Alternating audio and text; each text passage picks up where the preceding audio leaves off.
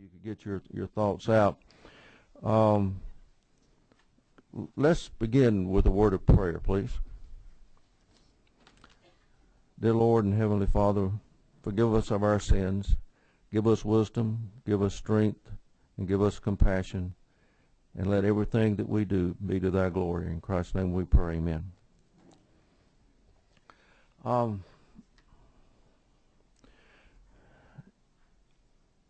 going to let Representative Lindsey, he has two bills, House Bill 73 and House Bill 74. I'll let him decide which way they go. But I just want to let you know up front, this is a hearing only. There has been a mandate study commission. It's in the process of being appointed.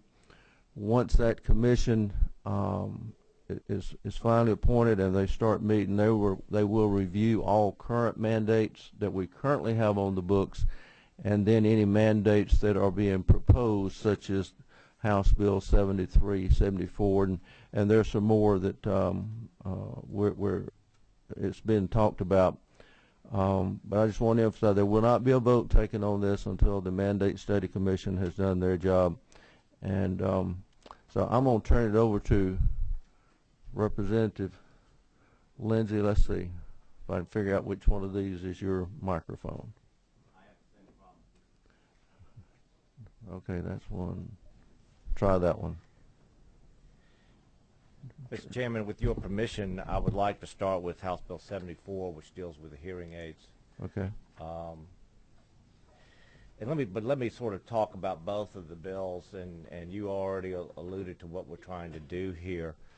Both of these bills are what I call 10 people on the street bills, which means that if you ask 10 people on the street whether or not this is something, these two items that we're asking to be included in the health insurance mandates should be included as part of the mandates, I believe all 10 folks would tell you yes. As a matter of fact, most people would tell you that they already assume that it would be. These two bills get to the fundamental question as to what is and is not health insurance. They both are asking to have included within our mandates in our state items that are not discretionary, that are fundamental to the health, particularly of children, and that without it, someone's quality of life will be altered dramatically or may even cause death, particularly in the case of the medical foods. With that brief opening, y'all have a chance to talk to me all the time. I'd like to have y'all listen to some other folks instead. And so if I can ask my friends dealing with the hearing aid issue, there she is. Would you like to have her over here or up here? Why don't you introduce yourself? Yes, please introduce yourself because this is being recorded.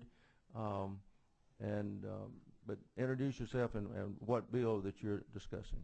Okay. Well, thank you for your time today. My name is Kelly Jenkins, and I will be talking about House Bill 74, which is the bill that would require insurance companies to cover hearing aids for children. For those of you I have not met, I am a parent of a child with hearing loss. I wrote Representative Lindsey last year about the fact that insurance companies are not required to cover children's hearing aids, and he offered to sponsor this legislation. My husband and I found out that our daughter Sloan had permanent hearing loss when she was 1 year old. We learned that her hearing aids were not covered by our insurance, and we paid $6,000 for her aids. We estimate that we will spend about $40,000 on Sloan's hearing aids by the time she graduates from college. Thanks to her hearing aids and the early intervention that she has received at the Atlanta Speech School, Sloan's hearing loss will be of little consequence to her. She will tell secrets to her girlfriends on the playground.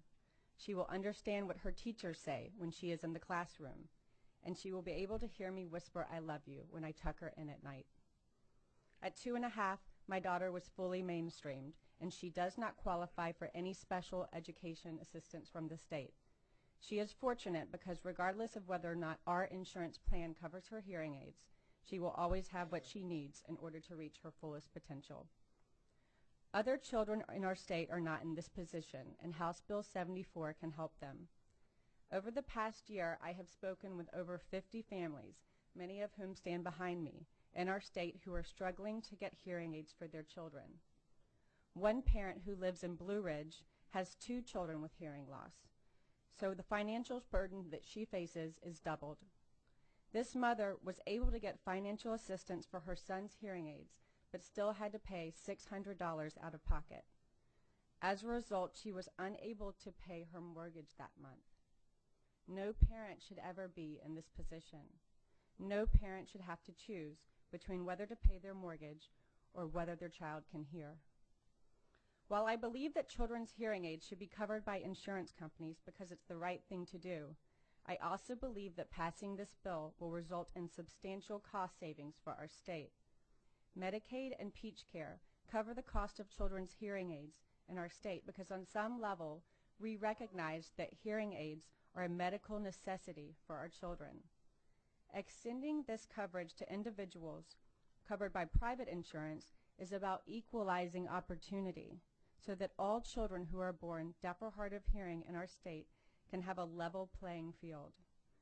This bill would extend coverage to hard-working citizens who, while they don't qualify for Medicaid or Peach Care, are still unable to pay the $6,000 out-of-pocket cost for children's hearing aids.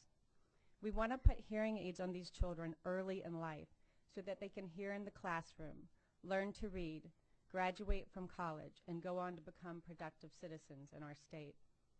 A family from Woodstock wrote in a letter, "We are a middle-income family and never have looked to the government for handouts. We made too much money to apply for Medicaid, but not enough to pay for our daughter's hearing aids." Eventually, this family's community rallied behind them and raised money to help them with their medical expenses. The mother wrote, "People's lives are changing every day with the news that their child or children have hearing loss. They want to communicate with their child. They want their baby to hear a lullaby or the words, 'I love you.' I am not just a mother. I have my MBA and my husband owns a small business. We are very well aware of the rising cost of health insurance. At the end of the day, this legislation has to make financial sense for our state while also helping to put all of our children on the right track.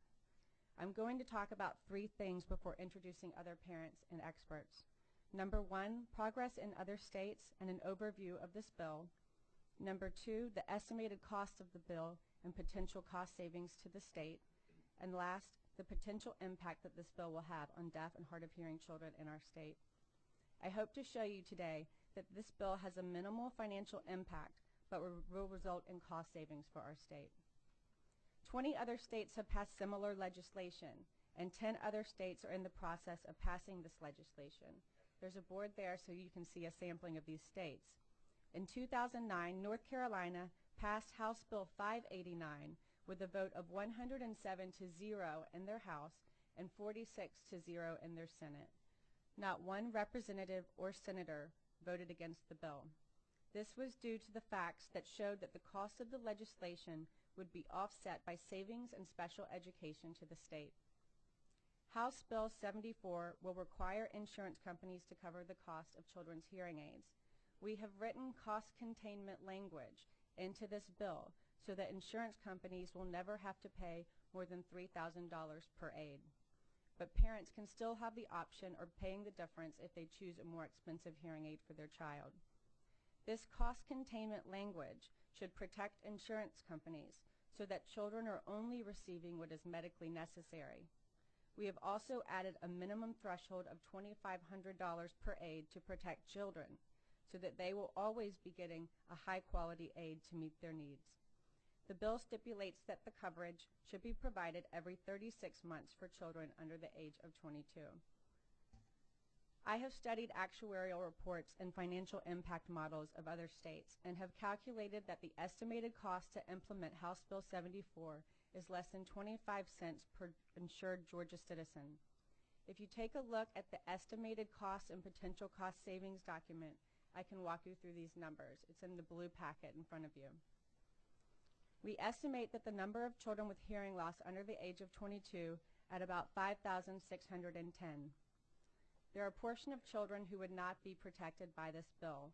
Those are children who qualify for Medicaid and Peach Care, which already covers hearing aids, uninsured children in our state, and children on self-insured plans. federal ERISA law excludes them from being controlled by state mandates. The number of these children totals 4,634, leaving the number of children who would access this benefit at 976.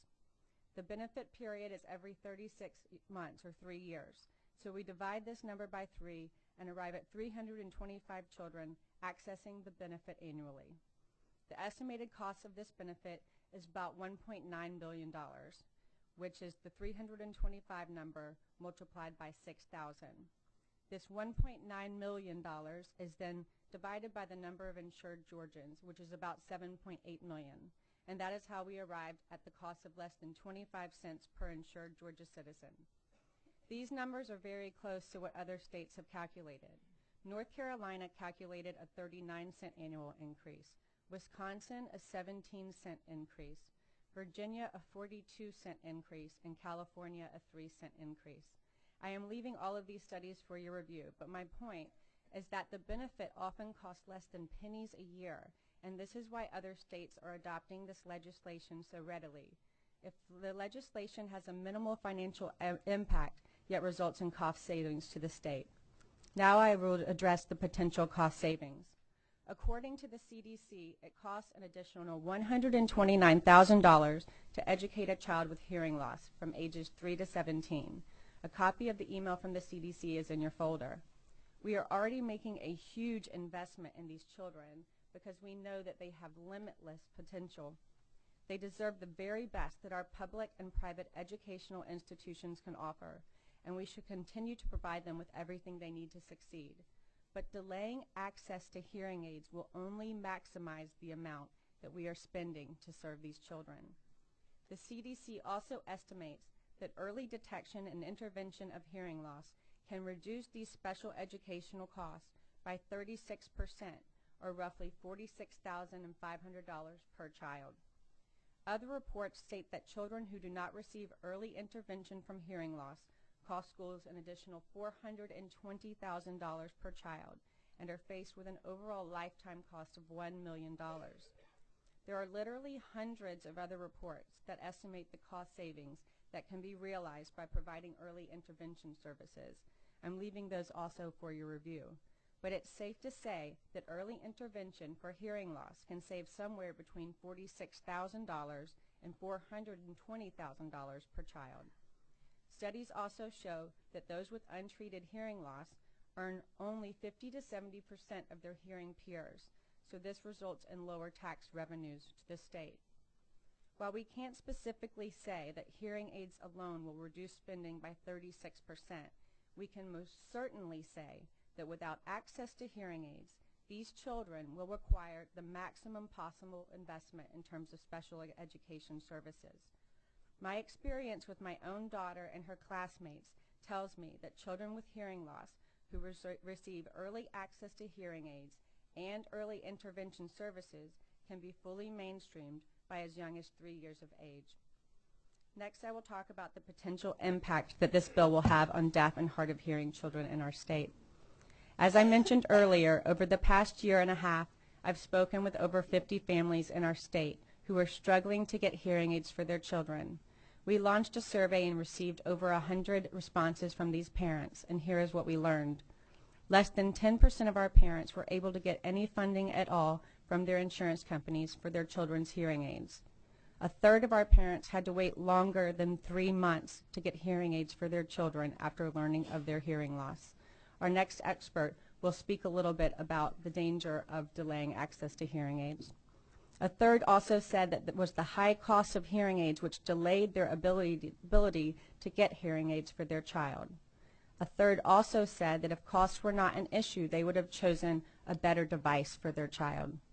There's a real need for this legislation in our state, and while the cost to provide it is relatively low, the impact it will have on these children and our educational system is substantial. Next, Sarah Kogan, my friend and partner in this effort, will speak. Hi. My name is Sarah Kogan, and I'm a mother of 3 children. My middle child, Gerald, who is currently 3 years old, he's right over there, smiling on that picture, was born with moderate bilateral sensorineural hearing loss. His father and I found out that Gerald had hearing loss just 3 weeks after he was born.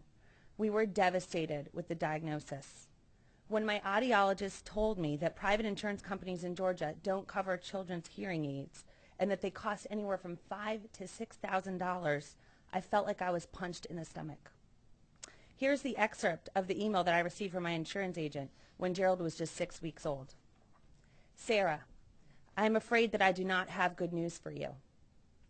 It was explained to me that the CPT diagnosis code for hearing aids provided to you is not covered, and that any device that amplifies sound under this category is not covered. Why, in many instances, is hearing loss not considered medically necessary? I have received different reasoning on this, to the effect that if the treatment does not provide permanent improvement, then it is not considered medically necessary. It has been explained to me in detail that if the benefit is not covered, then it is not covered under any circumstance. Yours truly, Richard. So there we were, parents of a newborn, dealing with this all by ourselves. Fortunately, we had the money to get Gerald everything he needed. We did not have to face the impossible choice that so many parents in Georgia have to deal with. Gerald had his hearing aids by the time he was just 7 weeks old, and he is now fully mainstreamed in preschool. With such an effective, proven, safe, and relatively economical solution, we have the obligation and opportunity to make a smart healthcare decision for our children across this great state. There are many children and families in Georgia who do not have the resources to purchase hearing aids. One such family is the Campbell family from Savannah. The Campbells have a 3-year-old son, Christopher, who was born with a rare genetic condition which caused him to have severe to profound hearing loss. At the time of Christopher's birth, his parents were both working as school teachers, and their insurance company would not cover the hearing aids that their son needed. Christopher's condition worsened, and his mother, Lisa, had to quit her job. The job loss actually became a blessing for Christopher's hearing, because as Lisa's income disappeared, the Campbells qualified for Medicaid, and Christopher got the hearing aids that he needed. Christopher is now able to hear and talk. It just seems sad to me that a mother had to lose her job in order to get her son the hearing aids that he so desperately needed. My son Gerald's ENT, Dr. Wendell Todd, who you'll hear from via letter in a minute, told me that Georgia is a pretty good state to have a child with hearing loss. We have newborn hearing screenings, top doctors and hospitals, and wonderful support resources. The missing link is insurance coverage for children's hearing aids.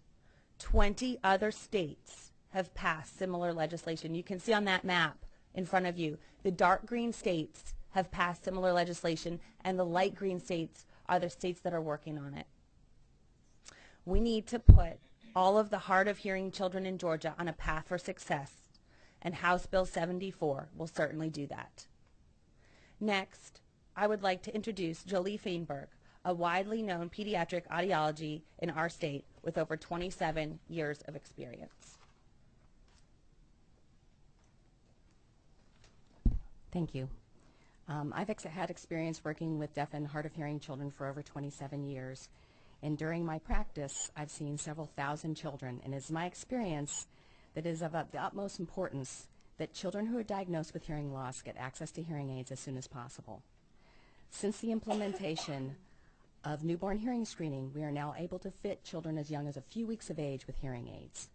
When amplification is provided in a timely manner and early intervention services are begun, these children are able to reach their full potential in the development of speech and language skills. Early identification and treatment of hearing loss in newborns have a dramatic and positive impact on their speech development, their language development, reading skills, and their ability to learn. Many of these children can be fully mainstreamed by the time they are 3 years of age. However, even a 6-month delay in treatment can make a difference between the need for special education services and mainstream education. This bill will provide coverage for $5,000 to $6,000 for a pair of hearing aids. Those costs associated with a delay in getting those hearing aids far exceeds them providing amplification and early intervention for these children. My colleague, Dr. Wendell Todd, is one of the most well-respected pediatric ENTs in this country. He and I have worked together for over 21 years, and unfortunately he was in surgery this morning and couldn't be here, so I'm going to read a letter from him. And this was written to Representative Lindsay.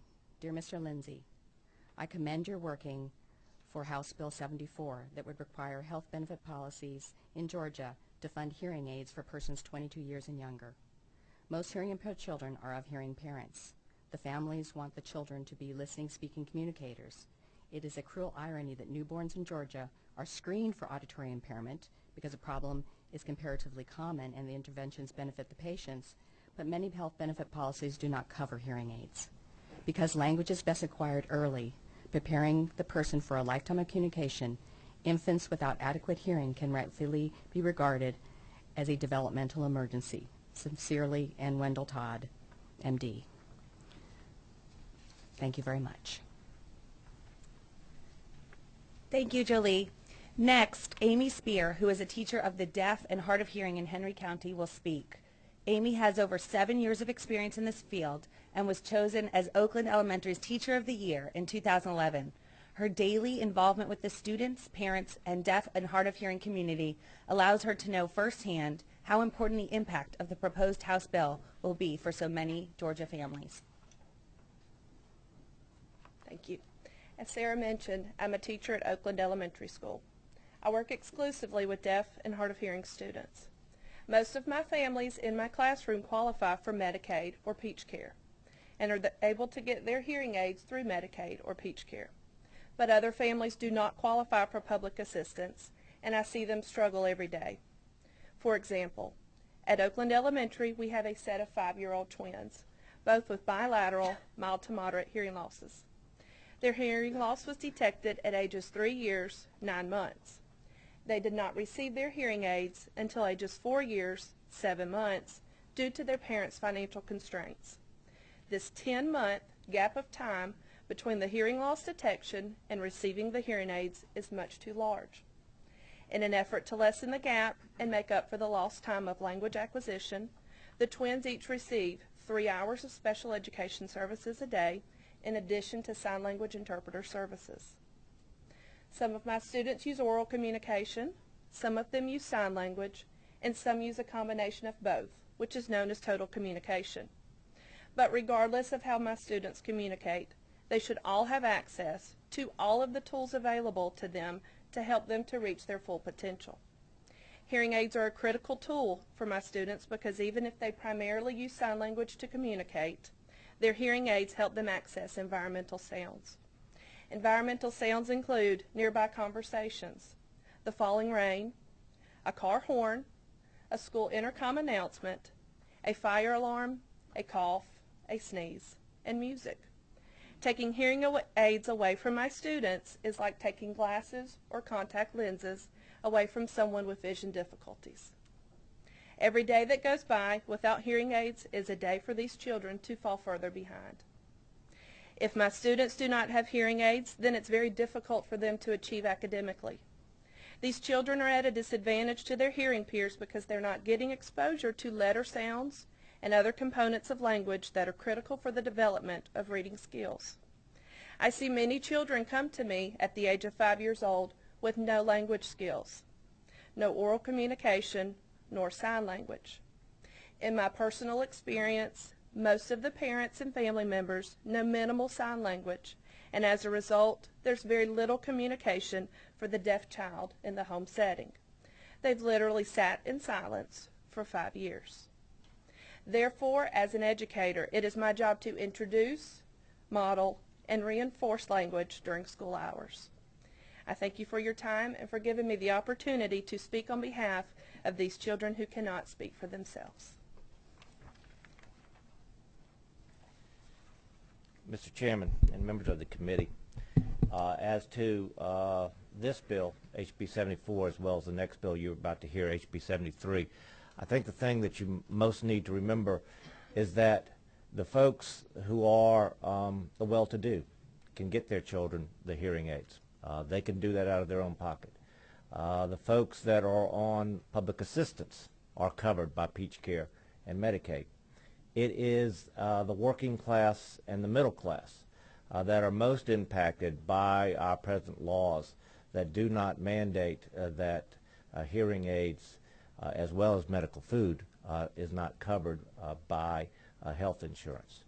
And with that, Mr. Chairman, I'd like to pivot now to the health insurance. I know we're trying to get both of these done in an hour, so if I can ask Ms. Cox to please come up and move on to the discussion on HB 73.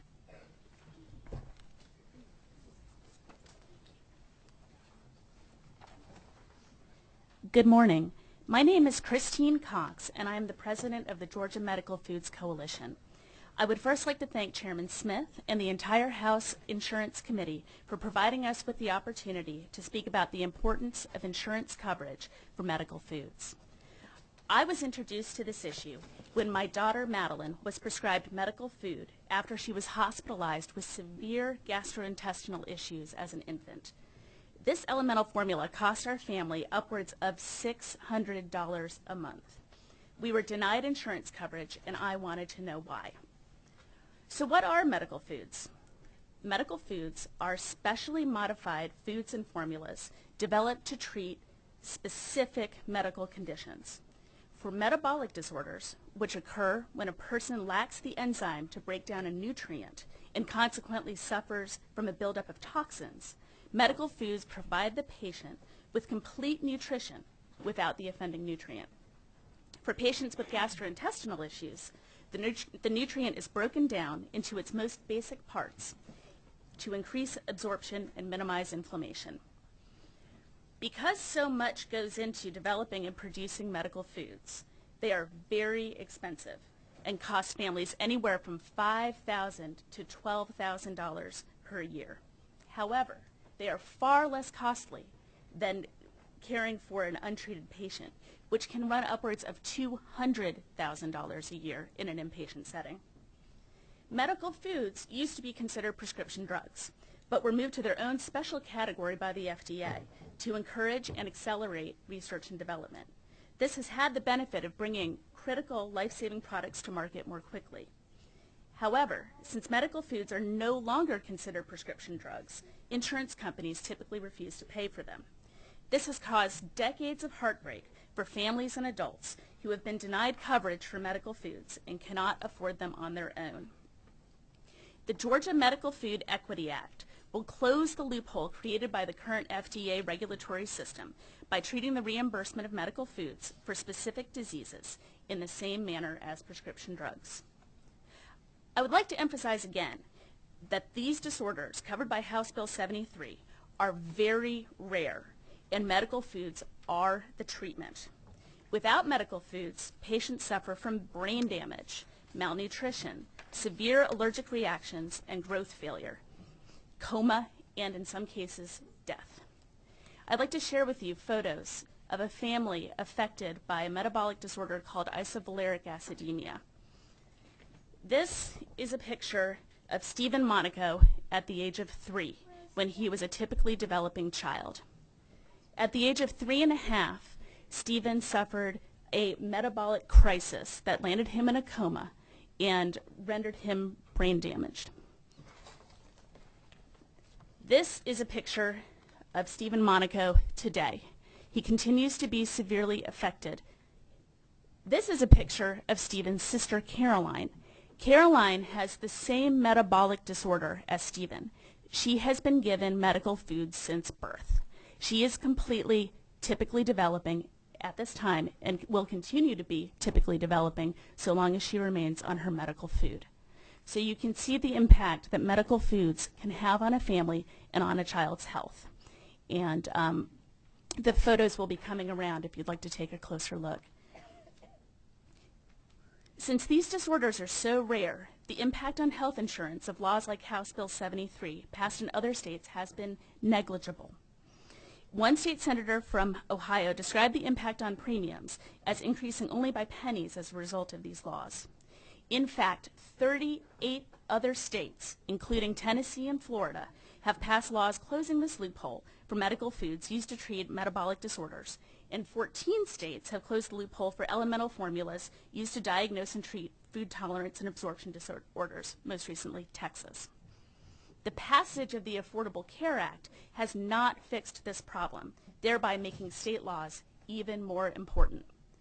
While I have been personally touched by the denial of medical food coverage, I also want you to hear from Dr. Ronnie Singh, Director of Metabolic Nutrition at Emory University Department of Human Genetics, as well as the families and organizations here with me today. We are all very grateful for the opportunity to speak with you. Thanks very much for your time.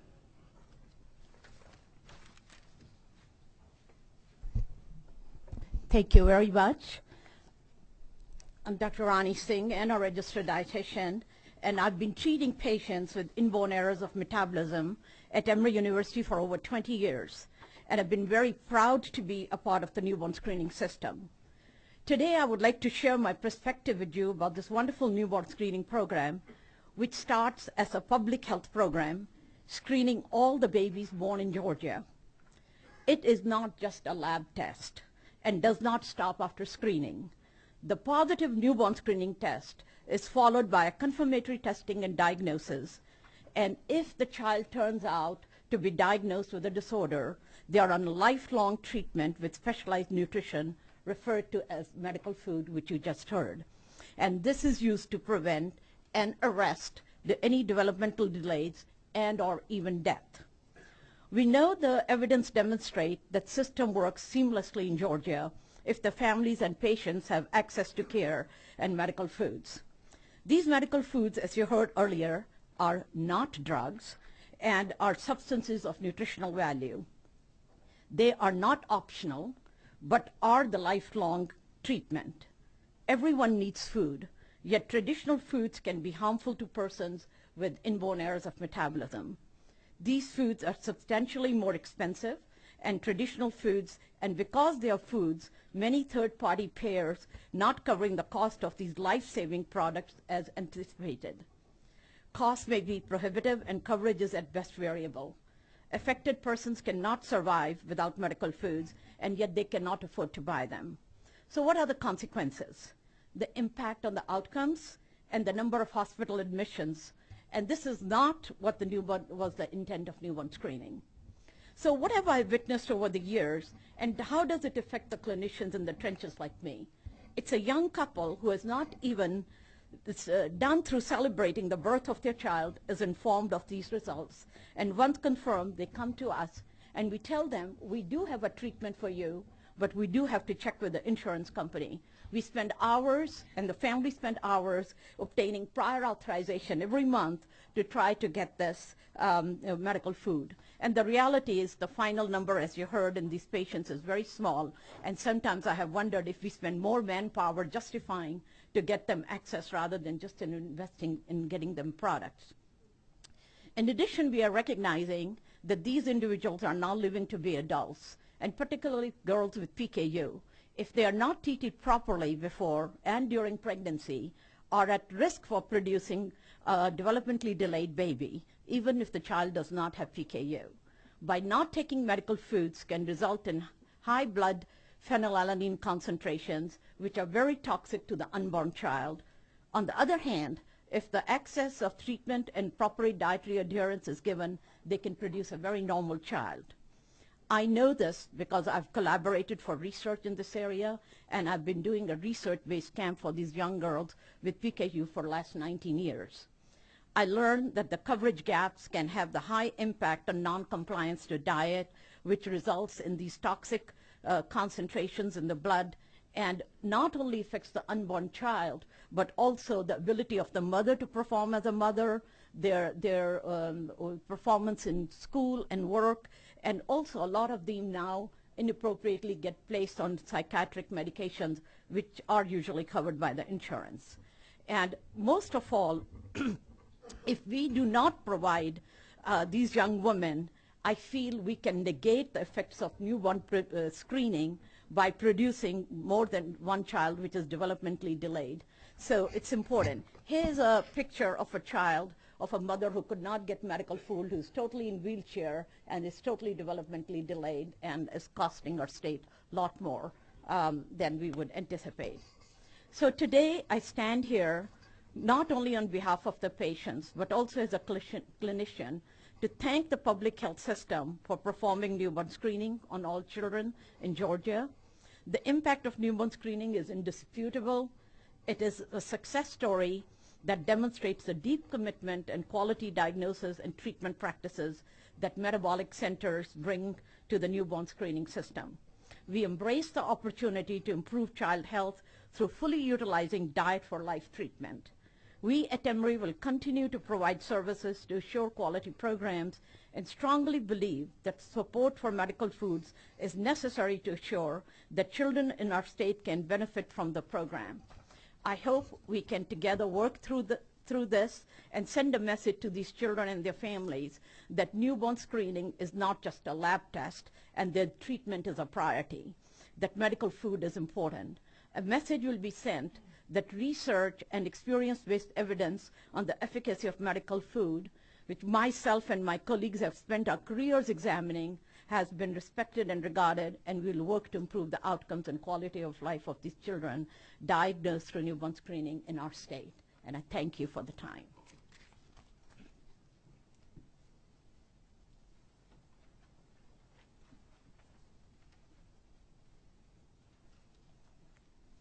Good morning, Mr. Speaker. My name is Mike McConnell, and standing next to me is my daughter, Morgan, and she has special exemption from school to be here this morning. She has a very, very rare metabolic disorder called LCHAD. You have about a 1 out of 200,000 chance of getting that disorder. We learned this after Morgan had a near fatal episode 16 years ago. So what is this? Well, a child that has LCHAD doesn't have the enzyme that can break down what's called long-chain fat. And the lack of that enzyme creates a lot of mischief within the body. And it can lead to incredibly lengthy hospital stays. One of the things they cause is a condition called rhabdomyolysis. And that's a condition that causes her entire body to lock up in excruciating pain. And believe me, when your 4-year-old or 5-year-old is looking you in the eye and says, "Daddy, make the hurt go away," you want to do everything you can. And when you can't, you feel absolutely helpless.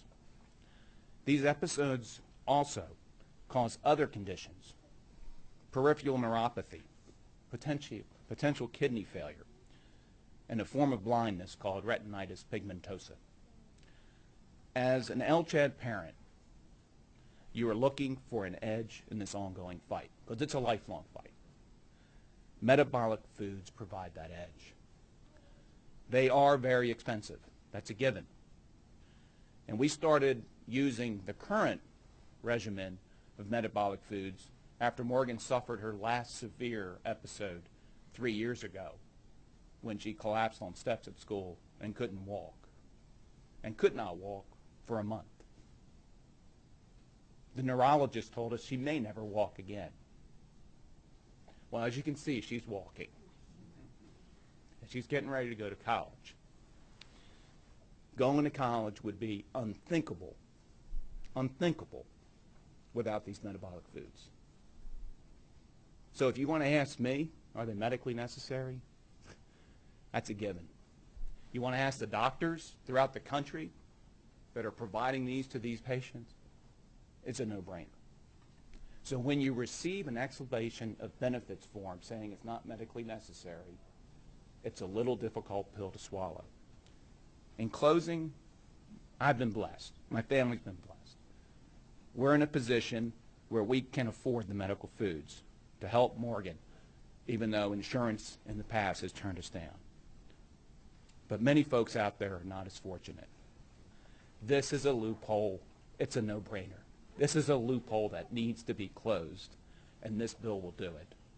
And I'm glad and proud to say that I'm also authorized to let you know that the March of Dimes is in full support of House Bill 73. Thank you very much.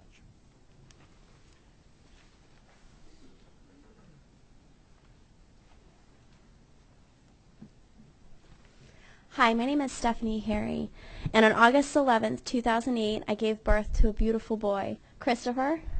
He's reading a book right now. You want to wave? You probably have heard him. He's 4, so sitting still is extremely challenging to him. But he has been blessed because he was picked up on the newborn screening, and he's been on his medical diet and his medical formula since birth. That's why he's such an active 4-year-old boy right now and doing so well. Christopher's medical formula has not only helped him to survive, but to thrive as a 4-year-old little boy. And the legislation is so important because medical food can help children like Christopher to thrive as daily citizens and prevent them from being hospitalized when they're sick. When Christopher was 2.5, he got strep throat 3 times within a 5-month time frame.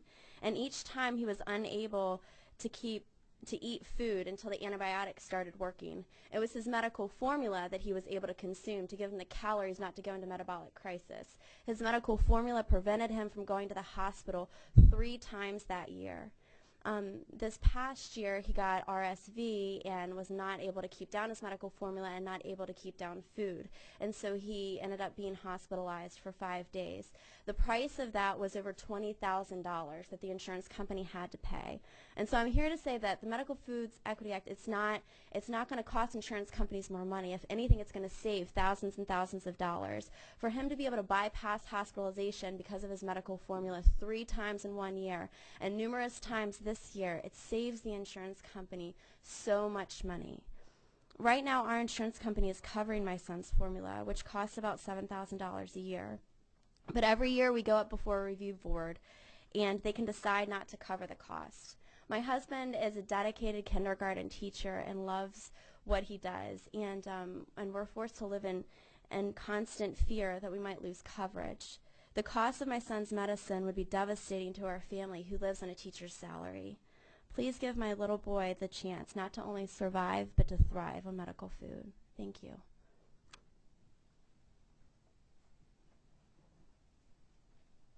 Hi, you guys. My name is Courtney Vining. I have a 2.5-year-old son named Bentley who has PKU. For the 2.5 years he's been alive, this can of formula cost me $60. Billy drinks 9 a month. For his brain to stay functional and for me to still have my little boy, he has to have this. I am just a regular mom. I'm 24, have a job, but $560 a month out of my check to pay for this is hard. The newborn screen is what detected Bentley having PKU. It's mandatory in the state of Georgia, but I don't understand how it's not mandatory for his formula to be covered. If it's such a dire test that has to be performed, why isn't this covered? If he doesn't have this, guys, he will not be functional. He can go from my playful 2-year-old to mentally retarded. I just really, really wish you guys would consider this formula. It's a necessity. It's not something that we can go without. He has to have it. I've never had formula coverage since he's been born with our insurance companies, and we've had a few. So with that being said, just please, please take into consideration and think about these little kids who have to have this to function and to be normal people. Thank you for your time. I appreciate it. Thanks. Good morning. The American Partnership for Eosinophilic Disorders, ABFED, is a patient advocacy 501c3 international organization based right here in Atlanta. Our president and chairman are both practicing physicians in the Atlanta medical community. ABFED supports families who are dealing with eosinophilic disorders through advocacy, research, awareness, and education. My name is Kathleen Sable, and I've been involved with ABFED since its inception, and I'm a member of the executive board and the director of grants. Over 18 years ago, my son, who is now 19 and in college, was diagnosed with eosinophilic gastroenteritis. Before Medical Foods or what he went on, Neocate, was even FDA approved. Children's Health Care made Neocate samples available to us while Jeremy was in the hospital, and he went from dying to thriving in 3 days. 98% of the patients diagnosed with eosinophilic disorders go into remission with medical food. Medical food is the treatment for our patients. Our Georgia families are making impossible decisions about treatment for their disease because of the lack of insurance coverage for this FDA-approved treatment, including having surgery to install a G-tube, a feeding tube, because the medical food that is put in a G-tube is covered, but if they drink it, it is not. There are other ways our families are choosing to pay for medical food: bankruptcy, divorce, relinquishing their parental rights, or all attempts to get medical coverage through Peach Care, which does pay for medical food. Then the state is writing that check. Georgia simply just cannot afford to not approve House Bill 73. And I'm going to let you hear from Julie Springer, one of our AdFed families. Good morning. My name is Julie Springer, and my son Ricky was born in 2001 with an eosinophilic disorder. For the first 2 years of his life, he struggled in horrific, excruciating abdominal pain to the point where we couldn't pick him up, we couldn't put him in a car seat to leave the house. He never slept, all he did was scream. At 2 years old, when he was finally diagnosed, doctors told me the only treatment for him was the elemental formula. And within 4 days, it was Jekyll and Hyde. For the first time, we got to see our beautiful little baby boy laugh and be happy and get up and run around and sleep through the night, and it was amazing. But that happiness was very short-lived when we found out that the insurance would not pay for that formula, putting my husband and I in a position to decide, do we take care of our child, or do we allow our child to suffer? In the last 9 years, my husband and I have spent $53,174 out of pocket for elemental formula that's not paid for by insurance. We've been forced into impossible decisions to put our child before paying our electric bill or other things that we need. Today, my son is a thriving young boy because of the sacrifices we made in order to provide him with that elemental formula.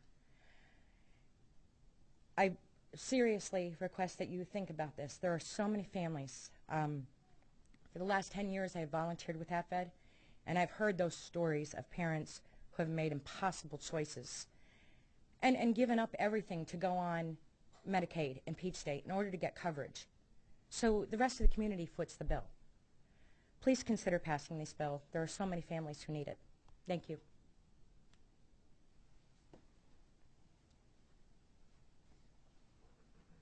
Good morning.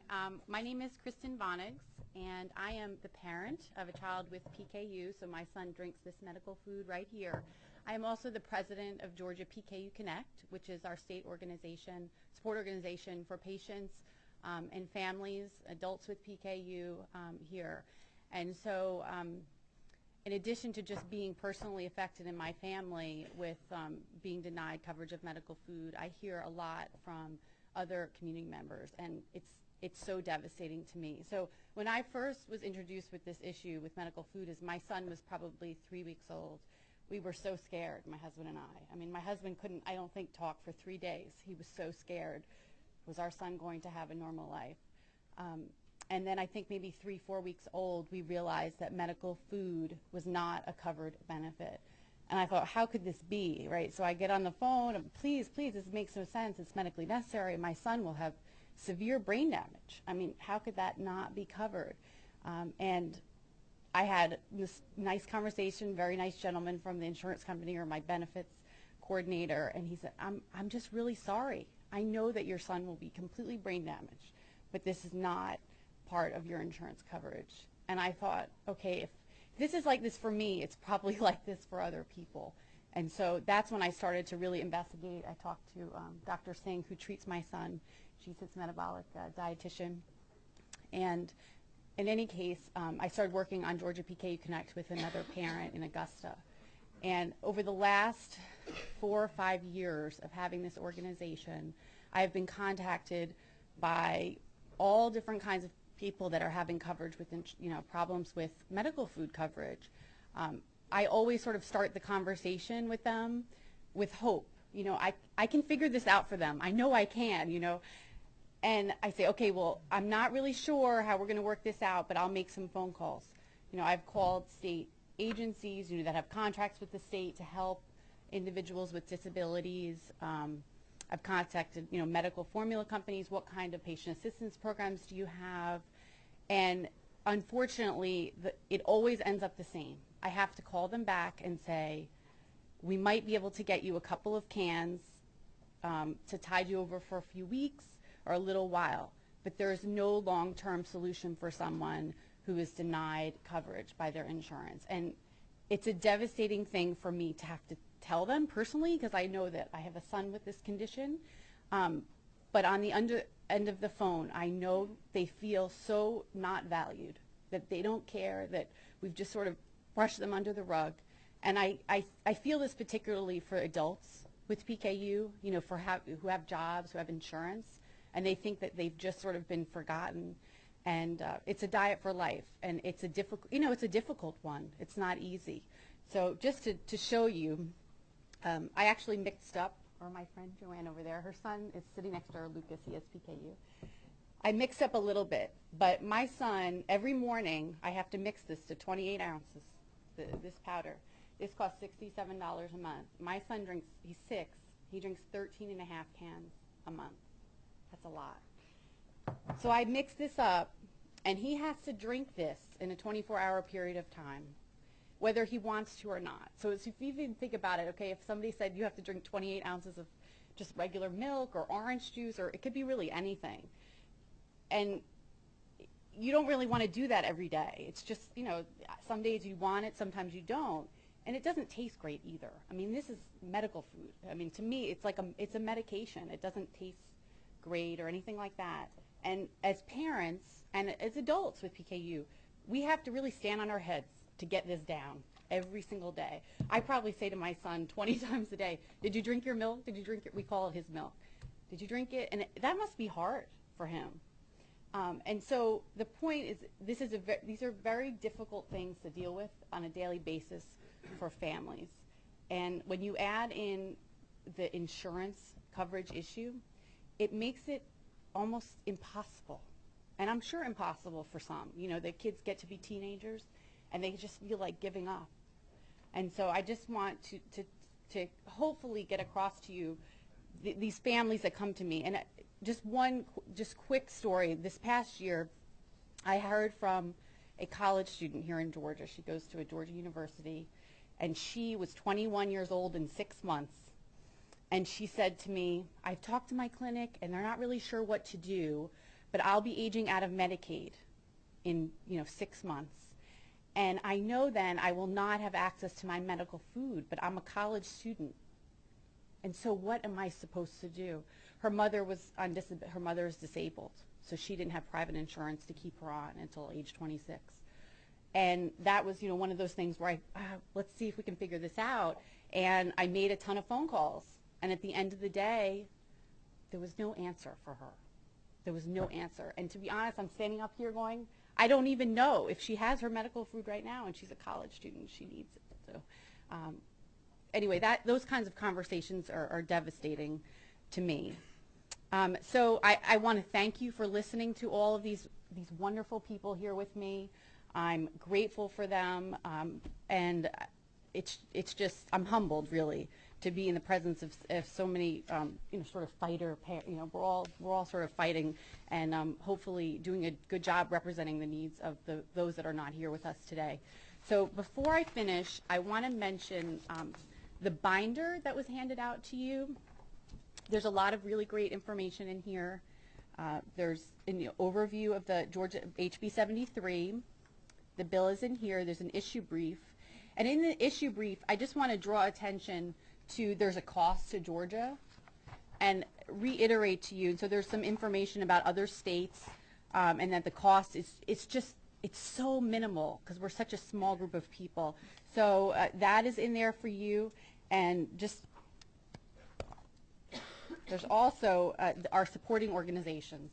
So we have a lot. We have, as you heard from Mike McConnell, we have the March of Dimes, we have the Georgia Council on Developmental Disabilities, Emory University, Emory Children's Center. So hopefully you will see that there's just so many people that are in support of this, and I really appreciate just you having us here today. It means a lot to our family, so thank you.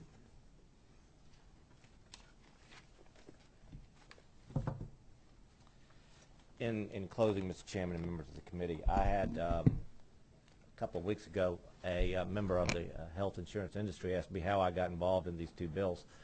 I think after the testimony you've heard over the last hour, you now know why I got involved in these two bills. I dare anyone who has these folks come into your office and talk to you and have you not want to support it as well. I have represented the insurance industry for nearly 30 years of my professional career.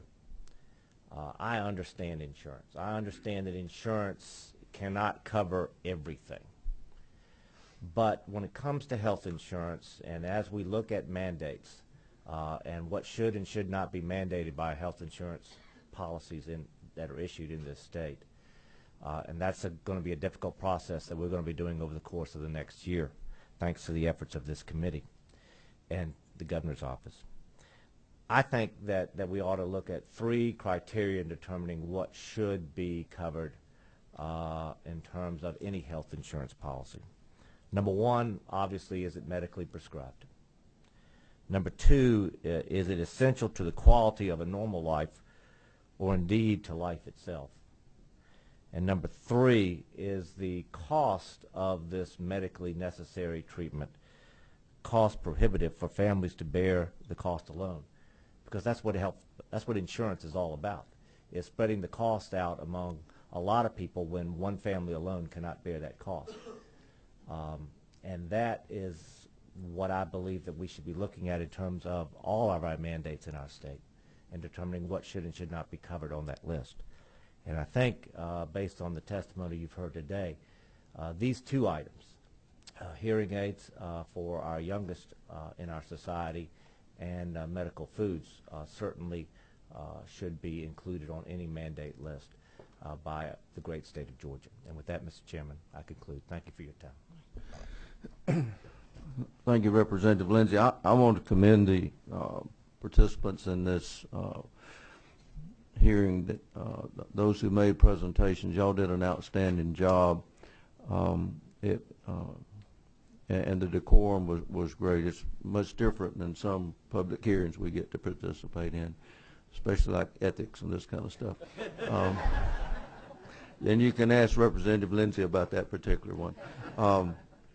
But as I said initially, we are now in the process of putting together the Mandate Study Commission to evaluate current mandates and any new proposed mandates.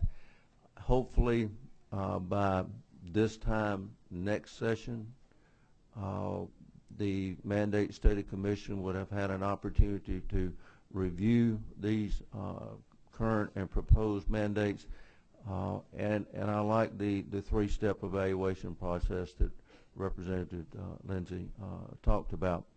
I want to thank you all for coming.